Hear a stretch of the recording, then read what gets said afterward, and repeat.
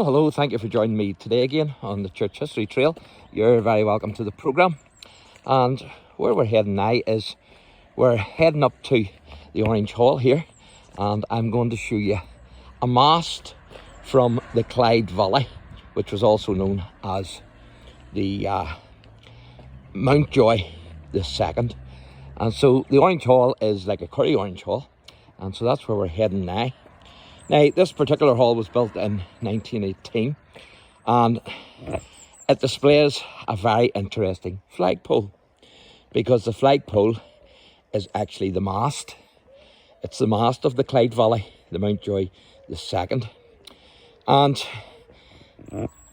the name Mountjoy comes from the merchant ship, the Mountjoy, which was used to relieve the siege of Derry in 1689 by helping to break the boom that was laid across the River Foyle. And it was also the code name for the LARNE gun running ship, the Clyde Valley, in 1914. So that's why the ship was called the Mountjoy II. So a Major Crawford, who was an army officer in the British Army and Ulster loyalist, he had made contact with a German arms dealer in Hamburg, and he had purchased rifles and ammunition. And so this is the Orange Hall here. Now, the Clyde Valley would eventually sail for LARNE Harbour, and en route the crew painted a new name for the ship, SS Mountjoy. And so they painted that onto a large piece of canvas, and they glued it over the name of SS Clyde Valley. So we're going to have a wee look.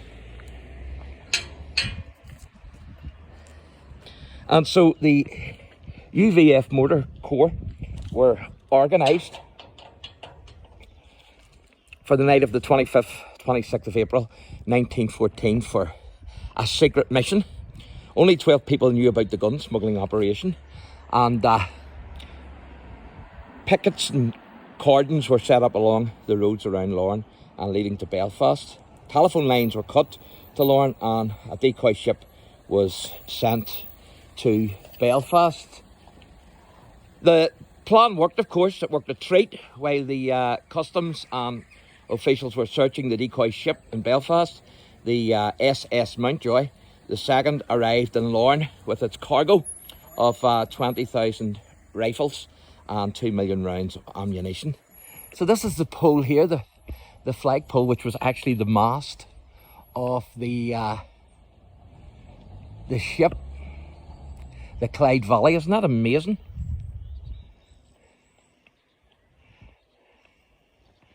So this is actually the mast of the Clyde Valley, and it's made out of wood, I think.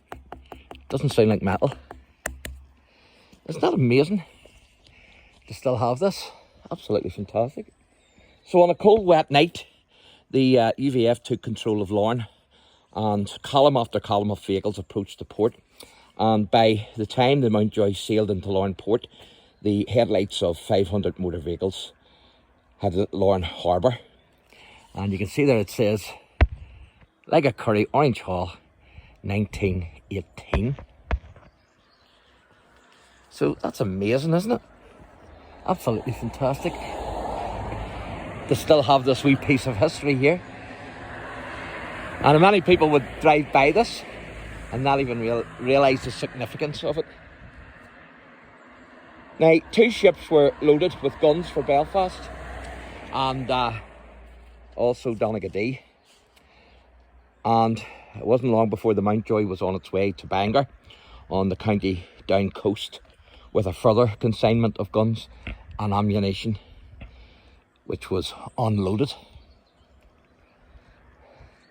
So by 8:30 a.m, the Mountjoy had set sail for Rosselair, where Major Crawford disembarked. En route, the canvas was removed to reveal the true name again of the ship, the Clyde Valley. And this is part of the mast then, of course, off that ship, which is fantastic.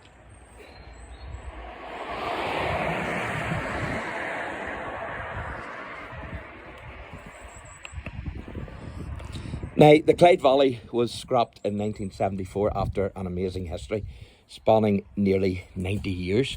And you can see a wee plaque here for this orange hull. And it says, this stone was laid by Joseph Gilliland, I think that is, 1st of April 1918. So I'm going to take you onto the road and show you another plaque. I'm not sure who Joseph Gilliland was, to be honest. But I'll give you another wee look at the flagpole, and then I'll take you onto the road to show you another wee plaque that I want you to see. Isn't that amazing? You're looking at a wee piece of history there, folks. Absolutely fantastic. I'm surprised it's not even in a museum. That now inside, they actually have the nameplate of it. There was more to that mast, but more to the rigging and whatnot. But over the years, and also storms have unfortunately damaged it. But there are photos, I'm told, inside the hall of the men standing beside the complete mast. But unfortunately it's not complete now, but still a right wee bit there. And as I say, the nameplate is in the hall along with those photos.